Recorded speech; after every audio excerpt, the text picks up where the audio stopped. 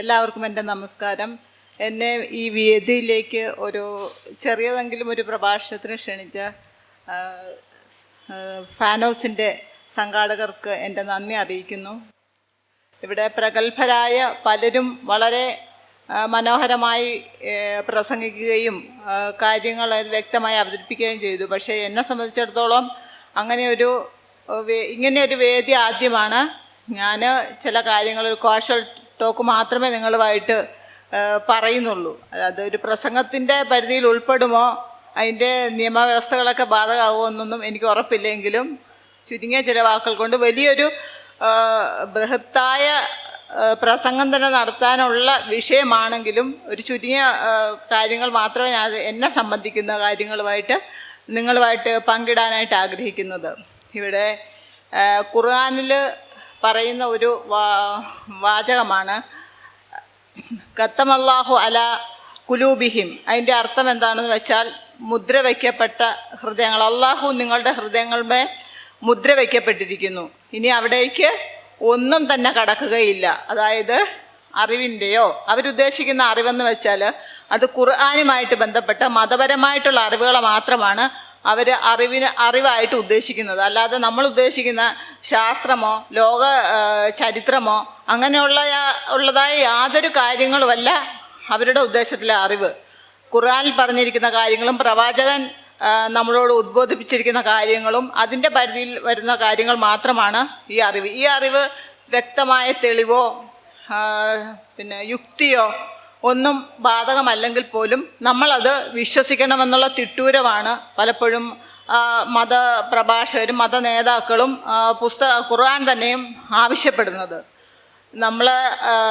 നമ്മളുടെ ബുദ്ധിക്ക് നമ്മൾ വിവേചനം ചെയ്യുമ്പോൾ അതിലെ യുക്തിരാഹിത്യവും നീതിരാഹിത്യവും അതുപോലെ തന്നെയുള്ള ഒരുപാട് നമുക്ക് യോജിക്കാനാവാത്ത കാര്യങ്ങൾ അത് നമ്മളുടെ ചിന്തയുമായിട്ട് മനനം ചെയ്യുമ്പോൾ അതിൽ നമുക്ക് കിട്ടുന്നത് ഇതൊന്നും ഒരു ശരിയായ ദൈവത്തിൻ്റെ ഒരു പ്രസ്താവനയല്ല. ഇതൊരു ദൈവത്തിനൊരിക്കലും ഈ രീതിയിൽ മനുഷ്യരെ വേർതിരിച്ച് കാണുവാനും ഒരു പ്രത്യേക കൂട്ടമായിട്ട് അവരെ പരിഗണിച്ചിട്ട് അതിൽ മാത്രമുള്ളവർ ദൈവത്തിൻ്റെ പ്രിയപ്പെട്ടവരാണെന്നും അവർക്ക് മാത്രമേ സ്വർഗം അവകാശപ്പെടാനായിട്ട് അർഹതയുള്ളൂവെന്നും അവർ മാത്രമേ നല്ല മനുഷ്യരും ശുദ്ധരും ആവുകയുള്ളൂ എന്നൊക്കെ പറഞ്ഞ് അല്ലാത്തവരെ സത്യനിഷേധികൾ എന്നാണ് അവർ സംബോധന ചെയ്യുന്നത്, അപമാനിക്കുന്നത്. വാസ്തവത്തിൽ സത്യനിഷേധികളല്ല, കള്ളം പറയുന്നവർ, അങ്ങനെയാണ് കാഫിറുകൾ എന്നൊക്കെയാണ് പറയുന്നത്. എന്താണ് സത്യം? നമ്മളത് വിശകലനം ചെയ്യുമ്പോൾ നമ്മൾ കാണുന്ന യാഥാർത്ഥ്യങ്ങളുമായിട്ട് ഈ സത്യത്തിന് അല്ലെ മനുഷ്യൻ്റെ മാനവിക നീതിയുമായിട്ട് ഇവയ്ക്കൊന്നും ഒരു അർത്ഥവത്തായ ബന്ധമില്ലാത്തത് കൊണ്ട് നമ്മളവയെ നിരാകരിക്കുകയാണ്. ആ നിരാകരണം ആണ് നമ്മൾ അയോഗ്യരാക്കുകയും നമ്മൾ തിന്മയുടെ വക്താക്കളാക്കുകയും നമ്മളൊരു മനുഷ്യ സമൂഹത്തിന് അല്ലെങ്കിൽ മനുഷ്യർക്ക് ഉപദ്രവം ഉണ്ടാക്കുന്ന ഇബ്ലീസിൻ്റെ പ്രവാചകരാക്കിക്കാണ് യുക്തിപരമായൊരു കാര്യങ്ങളെ നമ്മൾ വിശകലനം ചെയ്യുമ്പോഴോ ചോദ്യങ്ങൾ ഉന്നയിക്കുമ്പോഴോ നമ്മളോട് അവർ പ്രതികരിക്കുന്ന രീതി. അതായത് മോശം കാര്യങ്ങൾ സ്വതന്ത്ര ചിന്ത എന്ന് പറഞ്ഞാലൊന്നും ഉൾക്കൊള്ളാനുള്ളത്ര ഹൃദയവ്യാപ്തിയോ അറിവോ അവർക്കില്ല. അവരുൾക്കൊള്ളുന്നത് അവരെന്താണ് വിശ്വസിക്കുന്നത് പറഞ്ഞിരിക്കുന്നത് ആ ഗ്രന്ഥത്തിലുള്ള കാര്യങ്ങൾ മാത്രം ഉൾക്കൊള്ളുന്നതാണ് അവരുടെ നോട്ടത്തിൽ സന്മാർഗം. അല്ലാത്തവല്ല അസന്മാർഗികളാണ്. തോന്നിയ പോലെ ജീവിക്കാനായിട്ട് വേണ്ടിയിട്ട് തിരഞ്ഞെടുക്കുന്ന മാർഗമാണ് സ്വതന്ത്ര ചിന്ത. എന്നെ സംബന്ധിച്ചിടത്തോളം ഞാൻ ഈ യുക്തിചിന്തയിലേക്ക് വരുന്നത് ഓരോരോ കാര്യങ്ങൾ നമ്മൾ പഠിക്കുമ്പോൾ അല്ലെ വായിക്കുമ്പോൾ ആ ഒരു ചോദ്യചിഹ്നങ്ങൾ ഒരുപാട് ഉയരുകയും അതിന് തൃപ്തികരമായ ഒരു മറുപടി നമുക്ക് കിട്ടാതിരിക്കുകയും ചെയ്യുമ്പോൾ നമുക്ക് സംശയങ്ങളുണ്ടാകും. ഇത് ശരിക്കും ഒരു ദൈവം പറഞ്ഞതാണോ? ഇത് ദൈവത്തിന് ഇങ്ങനെ പറയാൻ കൊള്ളാമോ? അങ്ങനെയൊക്കെ ഉള്ളൊരു സന്ദേഹം വരുമ്പോൾ നമ്മളത് ആരോടെങ്കിലും സംശയം ചോദിക്കുമ്പോൾ അവർ തരുന്ന മറുപടി ഒരിക്കലും തൃപ്തികരമായിരിക്കുകയില്ല. ആ മറുപടി തൃപ്തികരമല്ലായ്മയിൽ നിന്നും നമ്മൾ പതുക്കെ മാറി നമ്മൾ യുക്തിപരമായും കാര്യങ്ങളുടെ സത്യത്തെക്കുറിച്ചും അന്വേഷിച്ച് ആ സത്യമായിട്ടും തെളിവുള്ളതുമായ കാര്യങ്ങളെ വിശ്വസിച്ചുകൊണ്ട് മുന്നേറുമ്പോൾ ആ മതത്തിലുള്ളവർക്ക് അത് ബന്ധുക്കളായാലും സമൂഹമായാലും ആ മതസമുദായമായാലും നമ്മളെ ഒറ്റപ്പെടുത്തുവാനും എങ്ങനെയെങ്കിലുമൊക്കെ നമ്മളെ മാനസികമായിട്ട് തകർക്കുവാനും കുടുംബ ബന്ധങ്ങളെ ശിഥിലമാക്കുവാനും ഒക്കെ അവർ ചെറുതെങ്കിലും, വലിയതായിട്ടൊന്നും ഇല്ല എങ്കിൽ പോലും ചെറുതെങ്കിലും ശ്രമങ്ങൾ നടത്തുന്നുണ്ട്. ഞാനീ നിരീശ്വരം അല്ലെങ്കിൽ യുക്തിചിന്ത അല്ല സ്വതന്ത്ര ചിന്തയിലേക്ക് വന്നതിന് ശേഷം അതിനോടൊരു കുറച്ചെങ്കിലും നീതി പുലർത്തി തന്നെ മുന്നോട്ട് പോകണം. അല്ല ഇരട്ടത്താപ്പ് രീതിയിൽ യുക്തിവാദം, ചില ആൾക്കാരുണ്ട് അങ്ങനെ എൻ്റെ സുഹൃത്ത് വലയത്തിലും ഉണ്ട്. അവർ യുക്തിവാദിയായിട്ട് ചമയുകയും അവരുടെ മതത്തിൻ്റെ കാര്യങ്ങളൊക്കെ വരുമ്പോൾ അവരത് വളരെ ലഘുവൽക്കരിച്ചുകൊണ്ട് അവരതിനെ ന്യായീകരിച്ചതുകൊണ്ട് അവരതിനെ സമർത്ഥിക്കുകയും മറ്റുള്ളതെല്ലാം മോശമാണെന്ന് പറയുകയും ചെയ്യുന്ന കുറേ കൂട്ടുകാരും എനിക്കുണ്ട്.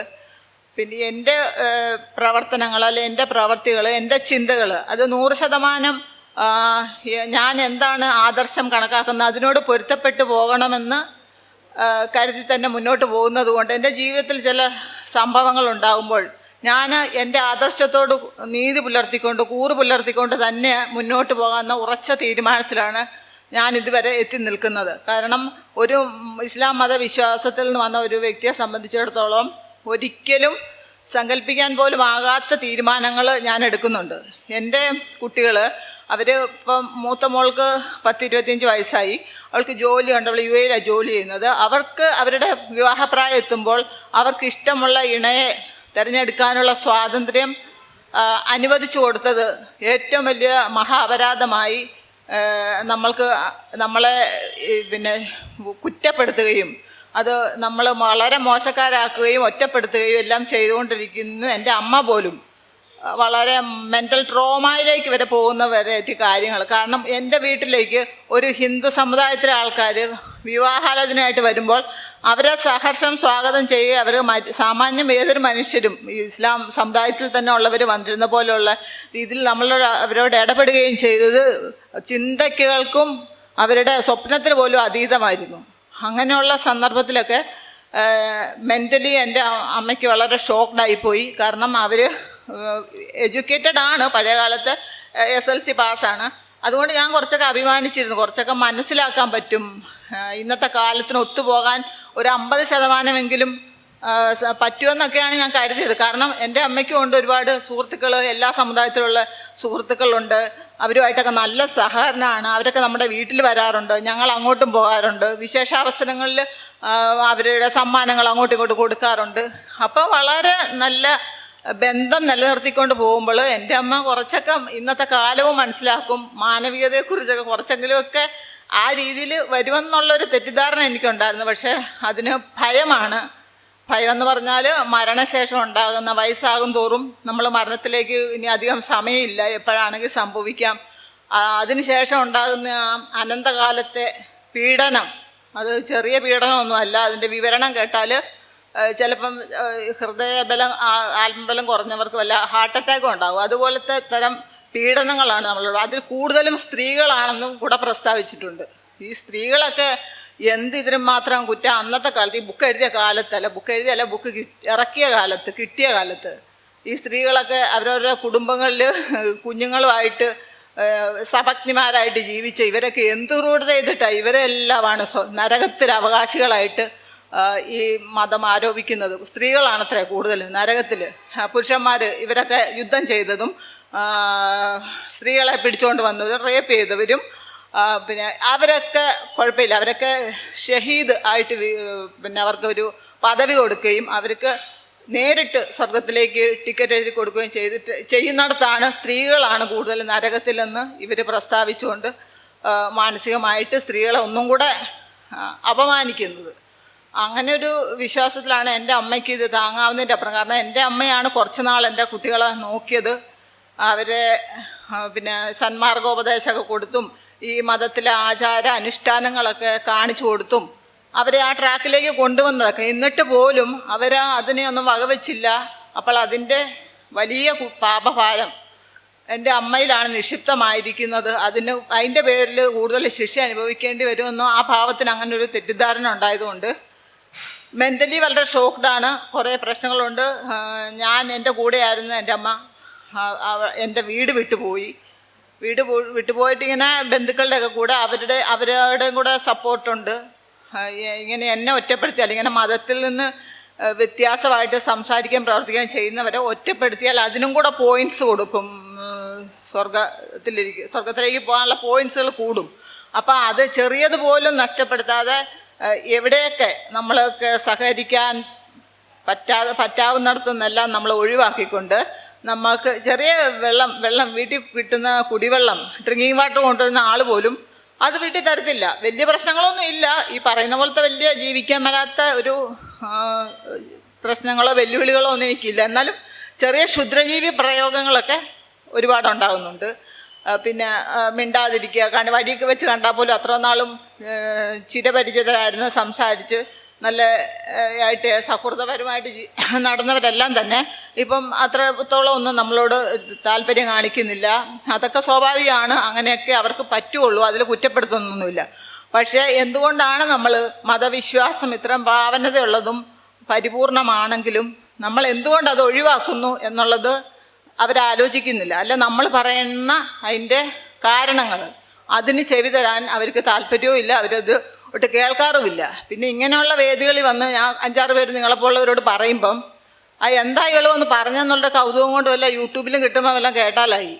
അത് അന്നേരമെങ്കിലും ഞാൻ എന്താണ് ഉദ്ദേശിക്കുന്നത്, എന്താണ് മാനവികതയ്ക്ക് വേണ്ടിയിട്ട് എൻ്റെതായ ഭാഗം. ഇന്ന് നമുക്കറിയാം മതങ്ങൾ എത്രത്തോളം കലുഷിതമാക്കുന്നുണ്ട് മനുഷ്യജീവിതത്തിനും നമ്മുടെ പൊതുവായ ധാരകൾക്കും എല്ലാം എത്രത്തോളം മതം കലുഷിതമാകുന്നുണ്ട്. നമ്മൾ എത്രത്തോളം പരസ്പരം ശത്രുക്കളാകുന്നുണ്ട്.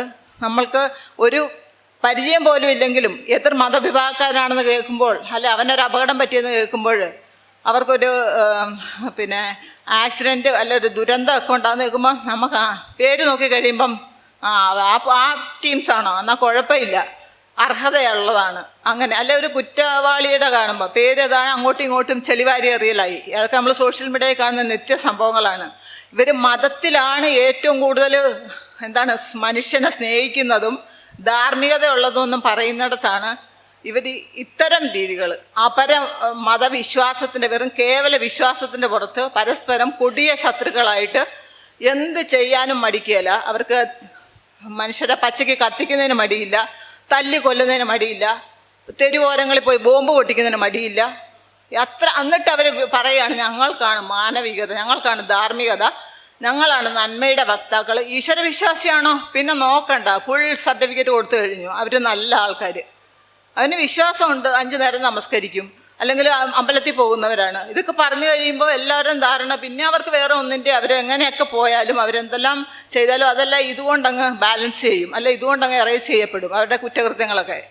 ആ രീതിയിലുള്ള മാനവികതയും ധാർമ്മികതയുമാണ് ഈ മതവിശ്വാസികൾ കൊണ്ടു നടക്കുന്നത്. എൻ്റെ കാഴ്ചപ്പാടിലുള്ള മാനവികതയും ധാർമ്മികതയും അതല്ല. മനുഷ്യരെല്ലാം സഹകരണത്തോടുകൂടി സൗഹാർദ്ദപരമായിട്ട് സമാധാനപരമായൊരു ജീവിതാന്തരീക്ഷം ഈ ലോകത്ത് സംജാതമാകണം. എല്ലാവർക്കും അവർക്ക് കിട്ടുന്ന ജീവിതാവസരങ്ങൾ മാക്സിമം സന്തോഷത്തോടുകൂടി കഴിഞ്ഞു പോകണം. അതിൽ കൊടുക്കവാങ്ങലുകൾ ബന്ധങ്ങൾ ഒക്കെ ഉണ്ടായാൽ ഞാൻ സഹർഷം സ്വാഗതം ചെയ്യുന്നു. അതാണ് മഹാതിന്മ. എൻ്റെ മുന്നിൽ അവരൊക്കെ കാണുന്ന മഹാതിന്മ. ഞാൻ മനുഷ്യനുമായിട്ട് സഹകരിക്കാൻ തയ്യാറായി സന്നദ്ധമായി എന്നുള്ളത് മാത്രമാണ് അവരെൻ്റെ മുന്നിൽ കാണുന്ന മഹത്തായ അപരാധം, തിന്മ. അപ്പോൾ ഇവരുടെ ഈ പ്രശ്നങ്ങളെയെല്ലാം നമ്മളെ ഒന്ന് സംസാരിച്ച് അവരോട് ബോധ്യപ്പെടുത്താനായിട്ട് പല പല സന്ദർഭങ്ങളിൽ ഞാൻ ശ്രമിച്ചിട്ടുള്ളതാണ്. എന്തുകൊണ്ടാണ് ഒന്നാം മതഗ്രന്ഥം എടുത്ത് വായിക്കൂ, അല്ലെങ്കിൽ എങ്ങനെയാണ് ഇത്രയധികം ദൈവങ്ങൾ നമുക്കുണ്ടായത്, എന്തുകൊണ്ടാണ് ഇവർ തമ്മിൽ പരസ്പരം നമുക്കൊരു ഐക്യം കാണാൻ പറ്റാത്തത്. ഒരേ ഒരു ദൈവം ഉള്ളെങ്കിൽ ആ ദൈവത്തിന് ഇത്രത്തോളം ഈ 800 കോടിയോളം ഇന്ന് 800 കോടിയോളം വരുന്ന പോപ്പുലേഷനിൽ വളരെ കുറച്ചൊരു ശതമാനത്തിൽ മാത്രമേ ഉള്ളൂ എല്ലാ വിഭാഗത്തിലെയും ആ ദൈവങ്ങളെ അവർ കരുതുന്നുള്ളൂ. ബാക്കിയുള്ളവരെല്ലാം അതിൻ്റെ അപ്പുറത്ത് അവിശ്വാസികളാണ്. മുസ്ലിങ്ങൾ ഒഴിച്ചുള്ള എല്ലാവരും ബാക്കിയുള്ള അവിശ്വാസികളാണ്. അതുപോലെ ഹിന്ദുയിസം ആണെങ്കിലും ക്രിസ്ത്യാനിറ്റി ആണെങ്കിലും അവരുടെ വിശ്വാസം കഴിഞ്ഞുള്ള അതിന് വെളിയുള്ളവരെല്ലാം അവിശ്വാസികളാണ്.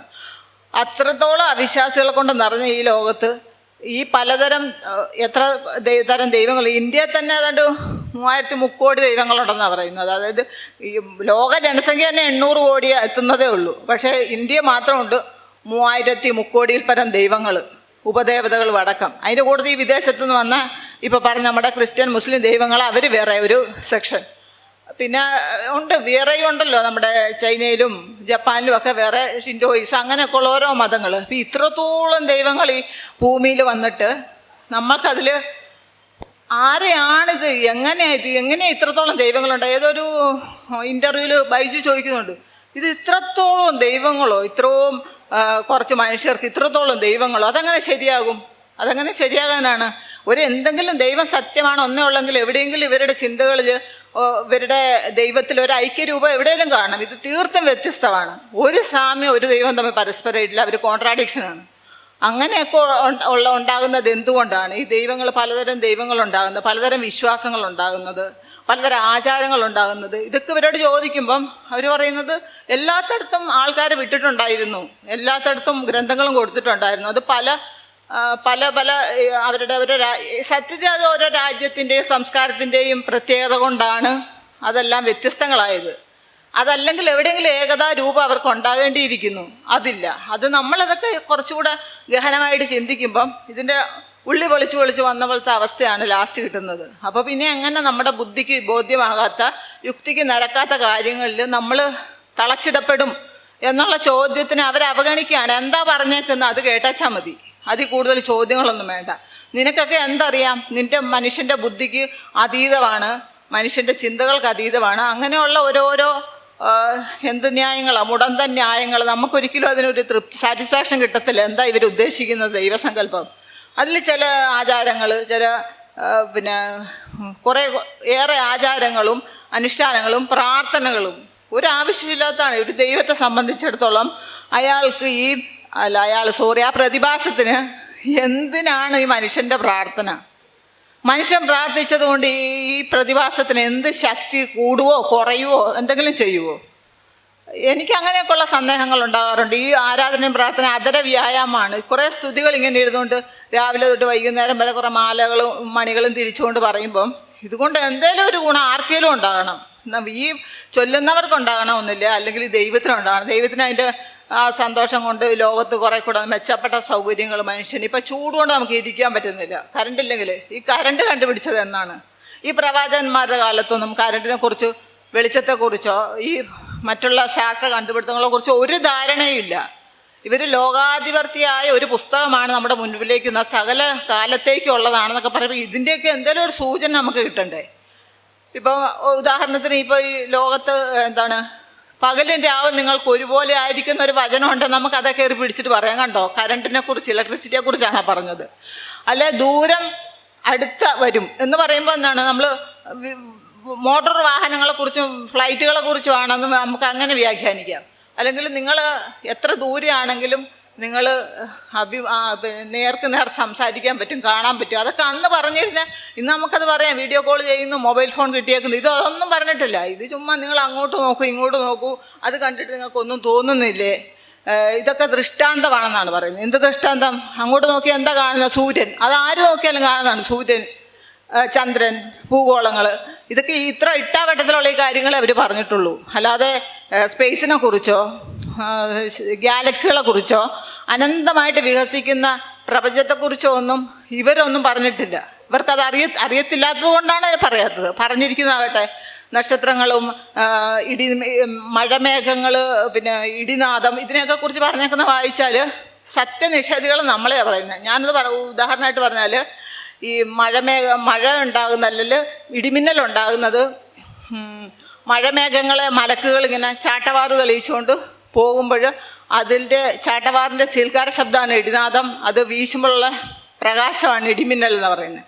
നമ്മളിന്ന് പഠിക്കുന്നത് വിരുദ്ധ ചാർജുള്ള രണ്ട് ഇലക്ട്രോണുകൾ തമ്മിൽ ആകർഷിക്കപ്പെടുമ്പോൾ പുറന്തള്ളപ്പെടുന്ന താപം ആ വായുമണ്ഡലത്തെ ചൂട് പിടിപ്പിക്കുകയും അതിൻ്റെ ഫലമായിട്ട് നമ്മൾ കാണുന്ന വെളിച്ചമാണ് മിന്നലെന്നും, ആ ചൂട് കൂടിയ ചൂട് കുറഞ്ഞ സ്ഥലത്തേക്കുണ്ടാകുന്ന മർദ്ദ വ്യതിയാനത്തിൽ സംഭവിക്കുന്ന അലയൊലികളാണ് ഇടിനാദമെന്നും ഒക്കെ നമുക്കറിയാം. അത് ഏതാ സത്യം? നിങ്ങൾ പറ. ഈ പശുക്കളെയും കന്നുകാലികളെയും കൊണ്ടുപോകുന്നത് പോലെ ചാട്ടവാറുമായിട്ട് മേഘങ്ങൾ ഒരു മലക്ക് അടിച്ചുകൊണ്ട് പോകുന്നതാണെന്നാണോ ഞാൻ വിശ്വസിക്കേണ്ടത്? ഈ ഇലക്ട്രോൺ ചാർജ് ചെയ്യുന്നതാണെന്നാണ് ഞാൻ വിശ്വസിക്കേണ്ടത്? സത്യം ഏതാണ്? ആ സത്യം വിശ്വസിക്കുന്നത് എന്നെ വിളിക്കുന്നത് സത്യനിഷേധി.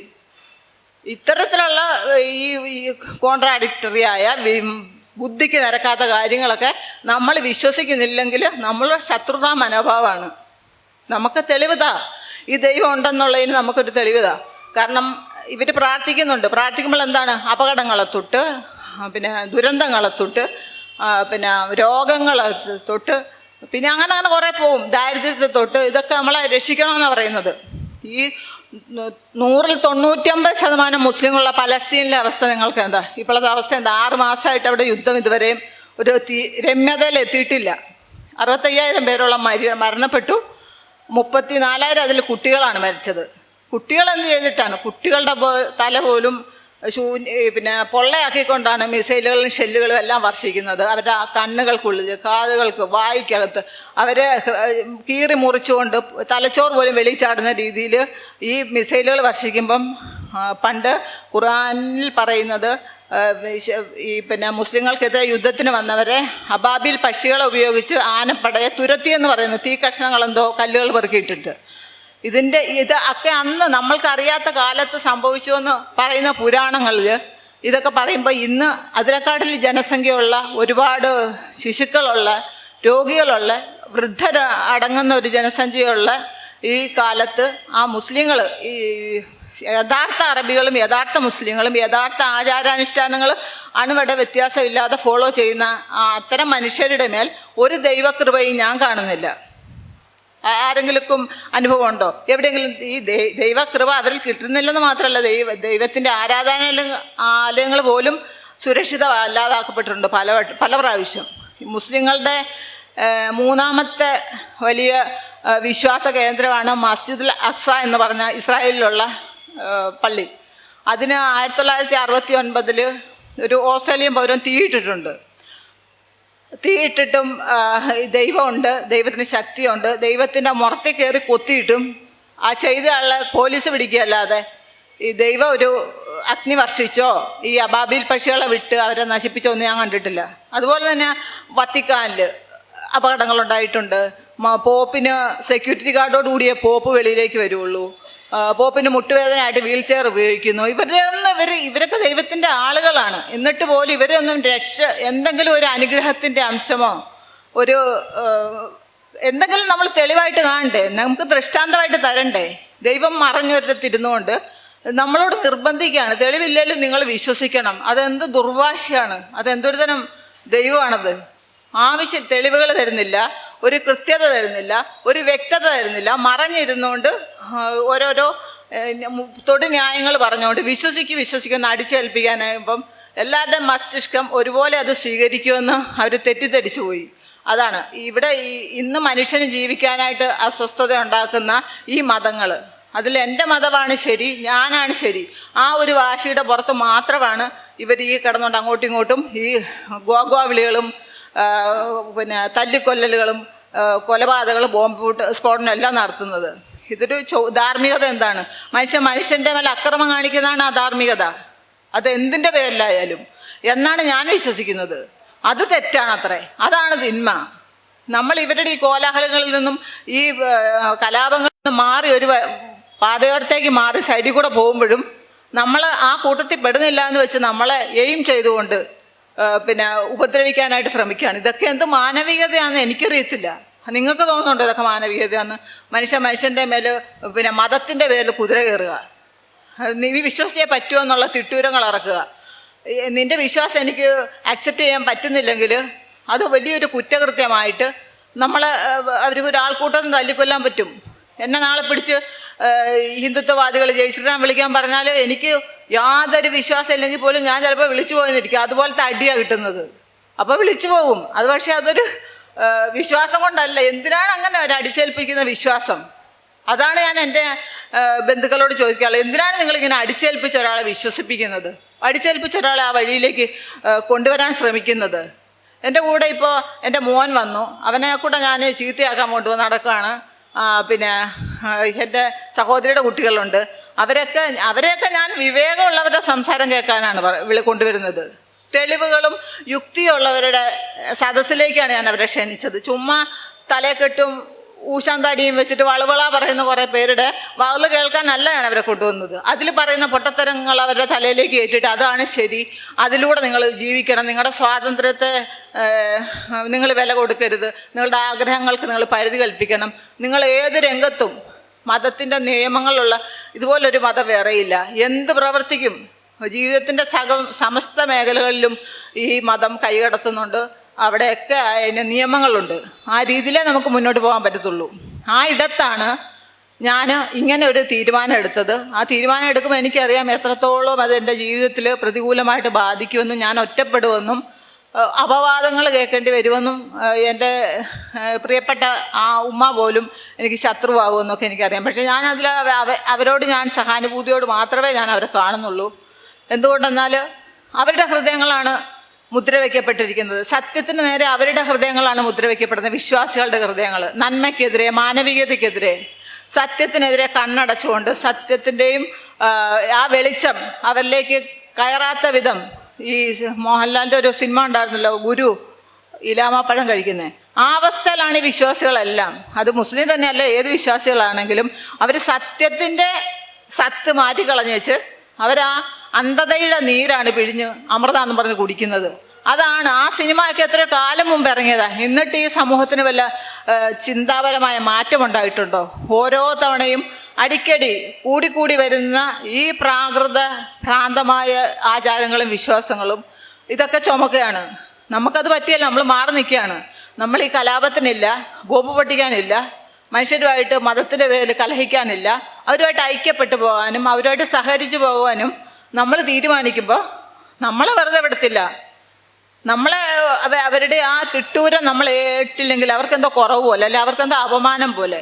ഇത് എൻ്റെ ഈ പ്രസംഗവും എൻ്റെ നിലപാടുമൊക്കെ ഒരുപാട് പേരെ വേദനിപ്പിക്കുന്നുണ്ടായിരിക്കാം, നാണക്കേടുണ്ടാക്കുന്നുണ്ടായിരിക്കാം, അവർക്ക് പിന്നെ പല പല പ്രശ്നങ്ങൾ അവർക്കുണ്ടായിരിക്കാം. പക്ഷേ എനിക്ക് എന്ത് ചെയ്യാൻ പറ്റും? എനിക്ക് ബോധ്യമാകാത്ത കാര്യങ്ങളും എൻ്റെ യുക്തിക്ക് നിരക്കാത്ത കാര്യങ്ങളും എൻ്റെ മാനവീയതയ്ക്ക് മനുഷ്യത്വം നിരക്കാത്ത കാര്യങ്ങളും ഞാൻ അഭിരമിച്ച് പോകണമെന്ന് പറഞ്ഞാൽ അത് എനിക്ക് എങ്ങനെ സാധ്യമാവും? എനിക്ക് മനഃപൂർവ്വം അതിലേക്ക് വരാൻ പറ്റുമോ? എൻ്റെ ഉള്ളിൽ കൂടെ ഒന്ന് വരണ്ടേ അത്? എന്നാൽ മാത്രമല്ലേ എനിക്ക് ആ വഴിയിലേക്ക് വരാൻ പറ്റത്തുള്ളൂ. എനിക്ക് തോന്നുന്ന ബുദ്ധിക്ക്, എൻ്റെ ബുദ്ധിക്കും ഒരുമാതിരിപ്പെട്ട സാമാന്യ ബുദ്ധിയുള്ള എല്ലാവർക്കും എവിടെ തെരഞ്ഞാലാണ് ദൈവത്തെ കാണുന്നത്? നിങ്ങൾ ഞാൻ പറഞ്ഞല്ലോ, ഈ ശബരിമലയിലും പിന്നെ മസ്ജിദുൽ അക്സയിലും വത്തിക്കാനിലും ഒക്കെ തീപിടുത്തങ്ങൾ ഉണ്ടായിട്ടുണ്ട്. തീ ഇട്ടതാണ് പലരും. ഈ CCTV ഇല്ലെങ്കിൽ, ഈ പോലീസ് ഗാർഡില്ലെങ്കിൽ ഇവിടെ ഒന്നുമില്ല. മനുഷ്യനുണ്ടെങ്കിലേ ഉള്ളൂ ദൈവമുള്ളൂ. മനുഷ്യരുണ്ടെങ്കിൽ അവർ പുകഴ്ത്തിക്കൊണ്ടും ലാളിച്ചുകൊണ്ടും നടക്കാനുള്ളത് കൊണ്ടാണ് ഈ ദൈവങ്ങളുള്ളത്. ഈ വലിയ പണമുള്ള ദൈവങ്ങളും പാവപ്പെട്ടവൻ്റെ ദൈവങ്ങളും ഉണ്ട്. ഈ എന്താണ് സൗദി അറേബ്യയിലും UAE-യിലും ബഹ്റൈനിലും ഒക്കെ ഉള്ള പള്ളികളിലെ ദൈവങ്ങളെന്ന് പറഞ്ഞാൽ ഒരാളേ ഉള്ളൂ. അത് പക്ഷേ അവിടുത്തെ ദൈവത്തിൻ്റെ ചൈതന്യത്തിന് ഭയങ്കര പവറും ലക്ഷറി ആയിരിക്കും. എന്നാൽ സോമാലിയയിലുള്ള മൺകുടിലിൽ ചില്ലിക്കൊമ്പ് കൊണ്ട് മണ്ണ് മെഴുകി അവിടെ ഉണ്ട് പള്ളികൾ. അവിടെ കീറ തുണിയും കുടിക്കാൻ പോലും ഒരു ഗ്ലാസ് വെള്ളവും കിട്ടാത്തവരും ദൈവത്തെ വിളിക്കുന്നുണ്ട്. അവൻ ദരിദ്രനാണ്. അവൻ്റെ ഒരു ജീവിതത്തിന് ഒരു മെച്ചവും ഈ വിളികൾക്കൊന്നും നടത്താനാകുന്നില്ല, ഈ ആരാധനയ്ക്ക് നടത്താനാകുന്നില്ല. ഒരു മനുഷ്യൻ്റെ ജീവിതത്തിൻ്റെ ഒരു സാഹചര്യത്തിലും ഒരു സന്ദർഭത്തിലും ദൈവത്തിൻ്റെ ഒരു പ്രവർത്തനവും ആരിലും നടക്കുന്നില്ല എന്നുള്ളത് നമ്മൾ ചുമ്മാ നിരീക്ഷിച്ചാൽ കൊച്ചു പിള്ളേർക്ക് പോലും മനസ്സിലാകുന്ന കാര്യമാണ്. ആ ഇടത്ത് ഇവരെന്തൊക്കെയോ കിട്ടും, അതല്ലെങ്കിൽ നമ്മൾ ഇതിനെതിര് പറഞ്ഞാൽ നമുക്കിട്ട് നല്ല പണി കിട്ടും എന്നുള്ള ഭയം ഇവരെ നയിക്കുന്നത് കൊണ്ട് ഇവർ നമ്മളെ കൂടെ അതിലേക്ക് ഉൾപ്പെടുത്താൻ നോക്കുമ്പോൾ അവർക്ക് അതിൻ്റെ ഉള്ള കൂലിയും കിട്ടും, അവർക്ക് പിന്നെ നരകത്തിൽ നിന്ന് രക്ഷപ്പെടുകയും ചെയ്യാം. ഈ നരകത്തിൽ ഞാൻ പറഞ്ഞല്ലോ സ്ത്രീകളാണ് കൂടുതലെന്ന്. അവർ മുടി വെളിയിൽ കാണിച്ചു കഴിഞ്ഞൊക്കെ നിസ്സാര കാര്യമൊക്കെയാണ്. എൻ്റെ ഈ മുടി കണ്ടാൽ ഇപ്പം എനിക്ക് ഇത്ര വയസ്സായതുകൊണ്ട് പിന്നെ അത്ര തോന്നില്ല, എന്നാലും വയസ്സായവർ വരെ പർദ്ദയിട്ട് നടക്കണമെന്ന് ആകർഷകത്വം പോയി കഴിഞ്ഞാലും എൻ്റെ ഈ പന്ന മുടി കണ്ടിട്ട് അവിടെ പറന്ന് കിടക്കുന്ന മുടി കണ്ടിട്ട് നിങ്ങളിലൊക്കെ അത് ഉത്തേജനം ഉണ്ടാക്കുന്നുണ്ട്. അത് എൻ്റെ കുഴപ്പമല്ല, അത് നിങ്ങളുടെ കുഴപ്പമാണ്. നിങ്ങളെ സംസ്കരിക്കാത്തതിൻ്റെ കുഴപ്പമാണത്. അത്രേ ഉള്ളൂ എനിക്കത് പറയാനായിട്ട്. അങ്ങനെയുള്ള പിന്നെ കാഴ്ചപ്പാടുകൾ സ്ത്രീയോടുള്ള, സ്ത്രീ ഉപഭോഗ വസ്തു മാത്രമാണെന്നുള്ള കാഴ്ചപ്പാട്.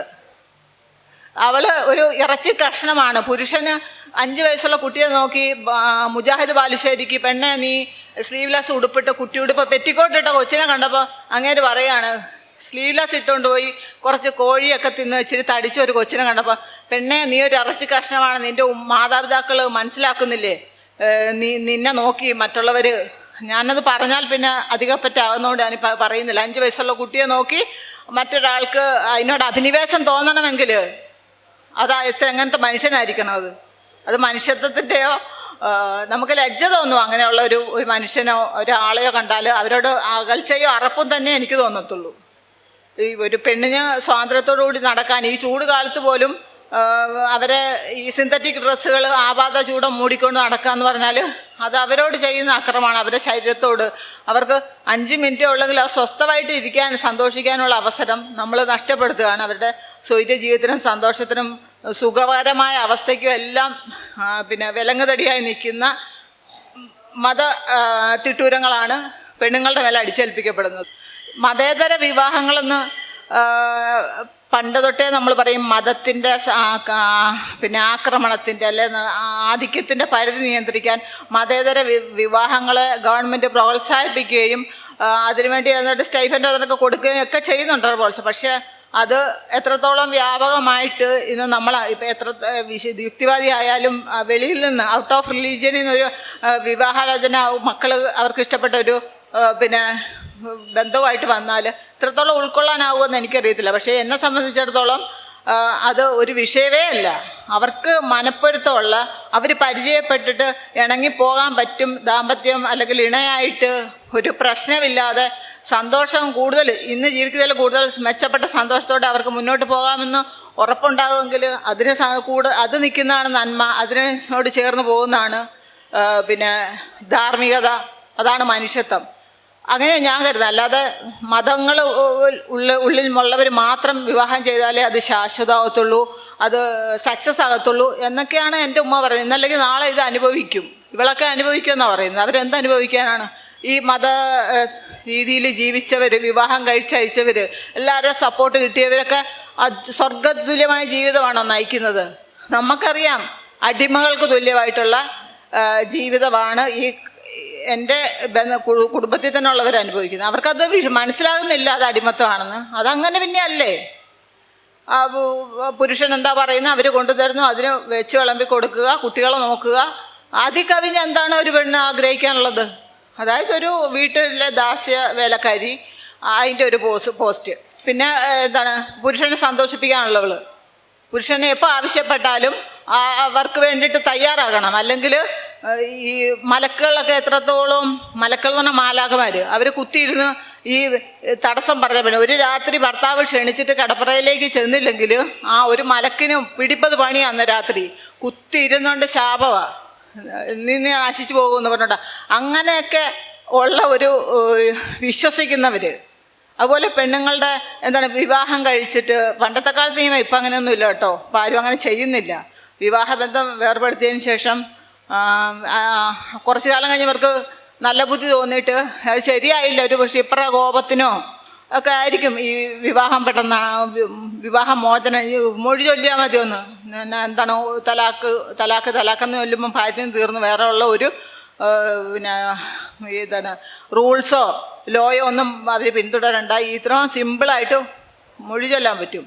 അങ്ങനെ മൊഴി ചൊല്ലിക്കഴിയുമ്പം കുറച്ച് കാലം കഴിയുമ്പോൾ ഇയാൾക്ക് തന്നെ വേറെ എന്തെങ്കിലും ഇവർ തന്നെ മതിയായിരുന്നു എന്തോ തിരിച്ചെടുക്കാനായിട്ട് തിരിച്ച് വിവാഹം കഴിക്കാൻ നമ്മളിപ്പോഴാണ് എന്തെങ്കിലും പറഞ്ഞ് സോൾവാക്കി 2 പേരും ഇത് അങ്ങോട്ടും ഇങ്ങോട്ട് സോറിയൊക്കെ പറഞ്ഞ് വീട്ടിലേക്ക് വിളിച്ചുകൊണ്ട് വരും. ഇതങ്ങനെയല്ല. ഇത് വേറൊരാളെ കൊണ്ട് ചെറുക്കൻ കെട്ടിയിട്ട് വേറൊരാൾ കെട്ടിയതിന് ശേഷം അയാളുടെ കൂടെ ശരീരം പങ്കിട്ടിട്ട് പിന്നെ ഈ 3 മാസം കണ്ട് ഇരിക്കണം, ഗർഭം വല്ലതും ഉണ്ടായോ നോക്കാനായിട്ട്. അതിനുശേഷം പിന്നെയാണ് ഇയാൾ വന്ന് കിട്ടുന്നത്. എന്താണ്? സ്ത്രീക്ക് വ്യക്തിത്വം ഇല്ലേ? സ്ത്രീക്ക് അഭിമാനബോധമില്ലേ? അവൾക്ക് പിന്നെ മനസ്സില്ലേ? അതോ ഇതൊന്നും ഇല്ലാത്ത ശൂന്യമായ പുറന്തോടാണോ സ്ത്രീ?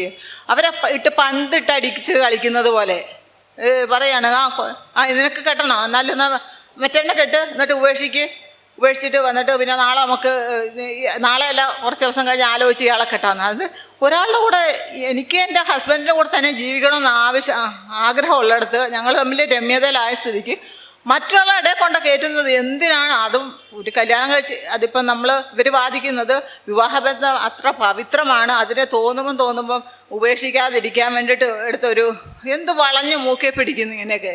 ഇതാണോ ശരിയായ ഒരു രീതിയിലുള്ളത് ഒരു തീരുമാനം? ഇങ്ങനെ വിവാഹബന്ധം അനങ്ങുമ്പോൾ അങ്ങനെ അനങ്ങുമ്പോൾ ഉപേക്ഷിക്കരുത് എന്നുള്ളതാണ് അതിൻ്റെ ശരിയായ നടപടി ആദ്യം കൈക്കൊള്ളേണ്ടത്. അങ്ങനെയുള്ള പെണ്ണുങ്ങളൊക്കെയാണ് ഇപ്പം അതുപോലെ ഈ രാവിലെ തൊട്ട് വൈകുന്നേരം വരെ കന്നിനെ പോലെ അടിമയെ പോലെ പണിയെടുത്ത് അവരുടെ സ്വാതന്ത്ര്യങ്ങൾക്ക് സ്വന്തം വീട്ടിൽ പോലും ഒന്ന് പോകണമെങ്കിൽ ഇയാളുടെ അനുവാദം, ഹസ്ബൻഡ് എന്ന് പറഞ്ഞാലുള്ള അനുവാദം ചിലപ്പോൾ കിട്ടണമെന്നില്ല. കിട്ടിയിട്ടുമില്ല. ഒരു ദിവസം സഹോദരങ്ങളുടെ വീട്ടിലോ സ്വന്തം മാതാപിതാക്കളുടെ കൂടെയോ നിൽക്കണമെന്ന് വെച്ചാൽ വിടാത്ത ആൾക്കാർ, ജീവിതകാലം മുഴുവൻ ഒരു പുരുഷന് വിവാഹം കഴിച്ചു കൊടുത്താൽ അയാൾക്ക് വേണ്ടിയിട്ട് സേവനം ചെയ്യാനുള്ളത്, അതിനപ്പുറം ഒന്നുമില്ല. അയാൾ സമ്മതിച്ചാൽ പോകാം, സമ്മതിച്ചില്ലെങ്കിൽ പോകണ്ട. അത് സ്വന്തം വാപ്പ മരിച്ചെങ്കിൽ പോലും പോകാനായിട്ട് അനുവാദമില്ല, ഭർത്താവ് സമ്മതിച്ചില്ലെങ്കിൽ. അത്രത്തോളമാണ് പെണ്ണതിൽ അനുഭവിക്കുന്ന എന്താണ് പിന്നെ ഭയങ്കര മനുഷ്യത്വം. എന്നിട്ട് അങ്ങനെ ജീവിക്കുന്നവരാണ് ഇന്ന് എൻ്റെ മകൾ അവൾക്ക് ഇഷ്ടമുള്ള ഒരാളെ തിരഞ്ഞെടുക്കാനായിട്ട് പോകുമ്പം അയ്യോ കഷ്ടം, ഇതൊക്കെ എന്ത് ജീവിതം എന്ന് വിലപിക്കുന്നത്. ഇവരുടെ ജീവിതം എന്താണെന്ന് നമ്മൾ കാണുമ്പോൾ നമ്മൾക്കറിയാം, അതാണോ ജീവിതം?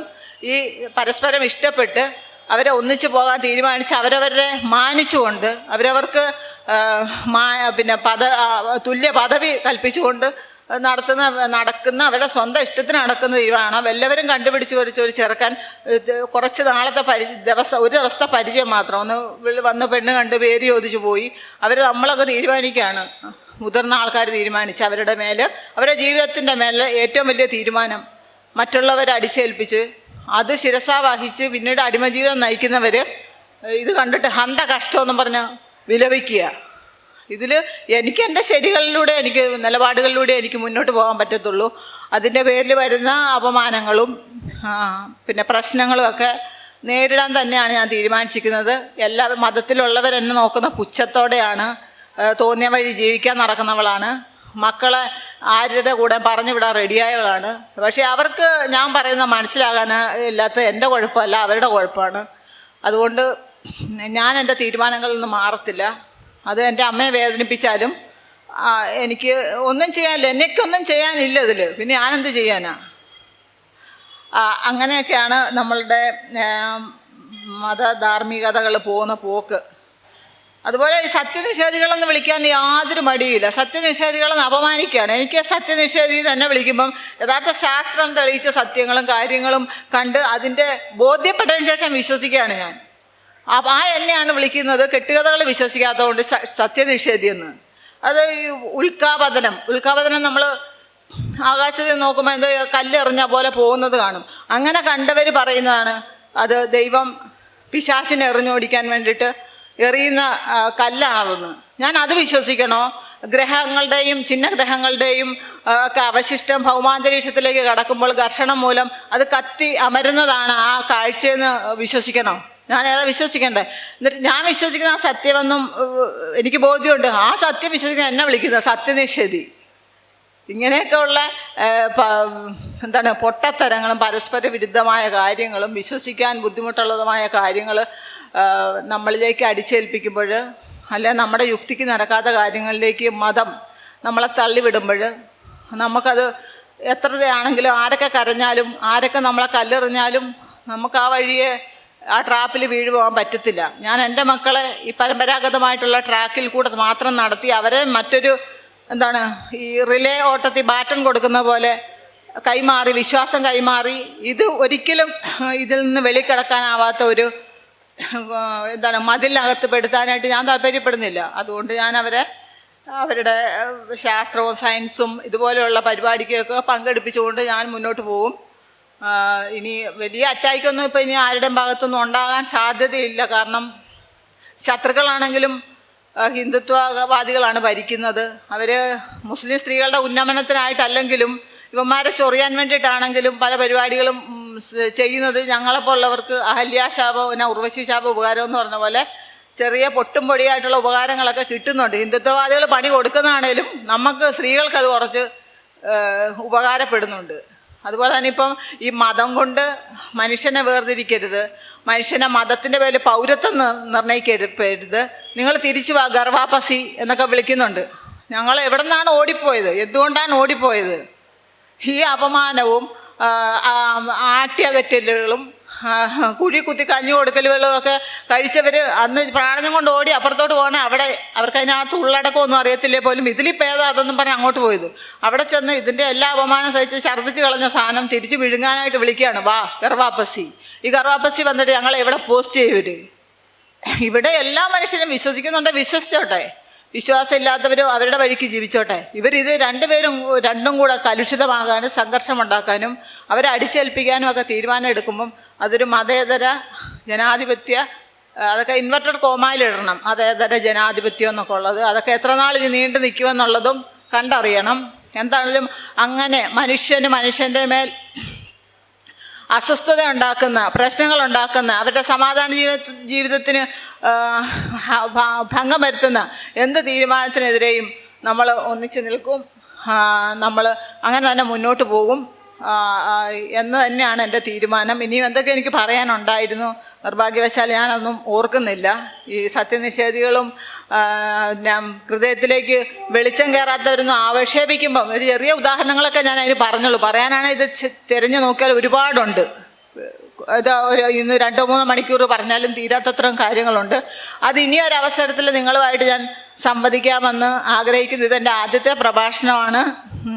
എനിക്കത്ര എക്സ്പീരിയൻസ് ഒന്നുമില്ല. എന്നാൽ ഞാൻ നിങ്ങളോട് പ്രസംഗമല്ല പറഞ്ഞത്, കാര്യങ്ങൾ മാത്രം പറഞ്ഞിട്ടേ ഉള്ളൂ. ഇനി ഇതുപോലുള്ള വേദികളിൽ വെച്ച് നമുക്ക് അവസരം കിട്ടുവാണെങ്കിൽ കൂടുതൽ കാര്യങ്ങൾ പറയാം. അല്ലെങ്കിൽ പിന്നെ ഞാൻ എൻ്റെതായ രീതിയിൽ എൻ്റെ ഫേസ്ബുക്കിലൂടെയോ സോഷ്യൽ മീഡിയയിലൂടെയോ ഞാൻ വേദികളില്ലെങ്കിൽ, അല്ലെങ്കിൽ ഇത്രയും ദൂരമൊക്കെ താണ്ടി വടക്ക് മാത്രമേ ഉള്ളൂ ഇങ്ങനെയുള്ള കുറച്ച് സംരംഭങ്ങളും കൂട്ടായ്മയും. തെക്ക് തിരുവനന്തപുരത്തും ഉണ്ട്. ഇതിൻ്റെ രണ്ടിൽ വടക്ക് കിടക്കുന്ന മധ്യ കേരളത്തിലുള്ളവർ വിഷമിക്കുന്നുണ്ട്. അത് ഒരു പരിപാടിക്കൊക്കെ ഇവിടെ വരണമെങ്കിൽ ഒരു പിന്തുണ എന്ന് പറഞ്ഞാൽ ഒരു ഫെമിനിസം, സ്ത്രീ സ്വാതന്ത്ര്യമൊക്കെ പറയുന്നവർക്ക് ഒരു പിന്തുണ എന്നൊക്കെ പറയുന്ന നാണക്കേടാണ്. എന്നാലും പിള്ളേരും ഒക്കെ ആയിട്ട് ഞാൻ ഇത്രയും ദൂരം ഈ ട്രെയിനിൽ എത്രത്തോളം പൗരബോധം ഇല്ലാത്ത മനുഷ്യർ ജീവിക്കുന്ന നമ്മുടെ രാജ്യത്ത്, പൗരബോധം എന്ന് പറഞ്ഞാൽ ഒരു പിടി മണ്ണ് വാരി നെഞ്ചത്ത് വെച്ചിട്ട് ഭാരതമാതാ കീ ജയ് എന്ന് പറയുന്നതല്ല. നമ്മളുടെ മര്യാദ, നമ്മൾ പെരുമാറേണ്ട രീതി, അന്തസ്സോടുകൂടി എങ്ങനെ കൊടുക്കവാങ്ങലുകൾ നടത്താം, അതൊക്കെയാണ് പൗരബോധം. ഇത് പൊതുവിടങ്ങൾ കണ്ടാൽ അറിയാം നമ്മുടെ പൗരബോധം. പൊതുവിടങ്ങളിലെ ശുചിത്വവും നമ്മുടെ നദികൾ മലിനപ്പെടുത്തുന്നതും ഒരു മനുഷ്യരോട് ഒരു മര്യാദ കാണിക്കാനുള്ളതും ഒന്നും അറിയാത്ത ആൾക്കാരും രാജ്യസ്നേഹികളാണ്. രാജ്യസ്നേഹികൾക്ക് ഇവർ കൊടുക്കുന്ന അർത്ഥം എന്താണ് എനിക്ക് മനസ്സിലാകുന്നില്ല.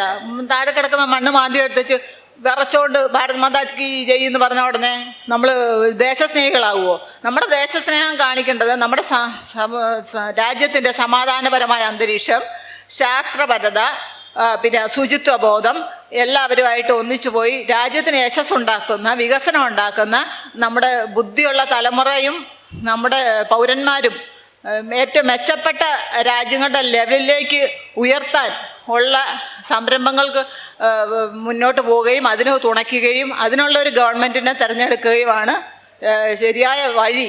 അപ്പം നമ്മൾ വലിയ വലിയ രാജ്യങ്ങളിൽ നിന്ന് നമ്മളെ സന്ദർശിക്കാൻ വരുമ്പോൾ നമ്മളെ ചേരി കൊണ്ട് കെട്ടിമറയ്ക്കേണ്ട അവസ്ഥ വരേണ്ടത് ഈ ഭാരത് മാതാ കി ജയ് വിളിക്കുന്നവരുടെ പാർട്ടി ഭരിക്കുമ്പോൾ തന്നെയാണ് അവർ ചെയ്യുന്നത്. അവിടെയുള്ള ജനങ്ങൾ ഇത്രത്തോളം ദൈവങ്ങളെ ആരാധിക്കുന്ന, ഇത്രത്തോളം ഐശ്വര്യത്തിൻ്റെയും വിദ്യയുടെയും ഒക്കെ ദേവത ഉള്ളിടത്ത് ഇവിടുത്തെ നമ്മൾ വേൾഡ് പോർട്ടി ലെവലിൽ നമ്മളുടെ സ്ഥാനം എത്രയാണെന്നുള്ളത് നോക്കണം. കുബേരനെ വരെ സൃഷ്ടിച്ച കുബേര ദൈവമുണ്ട്, കുചേല ദൈവമുണ്ട്, വിദ്യയുടെ ദേവതയുണ്ട്, ഐശ്വര്യത്തിൻ്റെ ലക്ഷ്മിയുണ്ട്. ഇതൊന്നും ഇല്ലാത്തടത്തുനിന്ന് വലിയ വികസിത രാജ്യങ്ങളിൽ നിന്ന് ആളുകൾ വരുമ്പോൾ ഈ ദൈവങ്ങളെല്ലാം കുത്തകയായിട്ട് കൈയുള്ള, അതായത് ധനത്തിൻ്റെ ദേവത, വിദ്യയുടെ ദേവത, ഇതെല്ലാം കയ്യിലുള്ളവർ ചേരി പ്ലാസ്റ്റിക് കൊണ്ട് അവരെ കാണാതെ കെട്ടിമറയ്ക്കുകയാണ്. അവരവിടെ ഇരുന്നുകൊണ്ട് ആ ചെറ്റക്കുടിലും ഉണ്ട് ഈ വിഗ്രഹങ്ങളും ഈ ചിത്രങ്ങളും എല്ലാം. എന്നിട്ട് ഇവരുടെ ജീവിതത്തിന് എന്ത് നേട്ടങ്ങളാണ് വരുന്നത്? ഈ വിശ്വാസം കൊണ്ട്, ഇങ്ങനെയുള്ള ആരാധന കൊണ്ട് ഇവരുടെ ജീവിതത്തിൽ എന്ത് നേട്ടമാണ് വരുന്നതെന്ന് ഇവർ ചിന്തിക്കുന്നില്ല. ഇവരെപ്പോഴെങ്കിലും കിട്ടും, ഇന്നല്ലെങ്കിൽ നാളെ കിട്ടും. ഒരിക്കലും അത് നമ്മൾക്കൊരു ദൃഷ്ടാന്തമായിട്ട് ഒരു ദൈവം അങ്ങനെ ഭക്തർക്ക് ഉപകാരം ചെയ്യുന്നുണ്ടെന്ന് നമ്മൾ നോക്കില്ല. ഇവർ ആശുപത്രി പോകുന്നു, രോഗം വരുമ്പോൾ, ഇവർ ദാരിദ്ര്യം വരുമ്പോൾ, ഇവർ ലോണിന് നടക്കുന്നു, ഇവർ സർക്കാരിൻ്റെ സഹായത്തിന് വേണ്ടി യുദ്ധം ചെയ്യുന്നു. അങ്ങനെയൊക്കെയുള്ള നൂറ് ദൈവത്തിനെ കളിയാക്കുന്ന പരിപാടിയായിട്ട് മുന്നോട്ട് നടക്കുന്ന ഇവരാണ് പറയുന്നത് നമ്മളോട് ദൈവവിശ്വാസമാണ് ഏറ്റവും ശ്രേഷ്ഠം രക്ഷപ്പെടാനുള്ള വഴിയെന്ന്. അപ്പോൾ എൻ്റെ വാക്കുകൾ ഞാനിവിടെ ചുരുക്കുകയാണ്. എന്നെ കേട്ടിരുന്ന എല്ലാവർക്കും എൻ്റെ ഹൃദയംഗമായ നന്ദി രേഖപ്പെടുത്തിക്കൊണ്ട് നിർത്തുന്നു.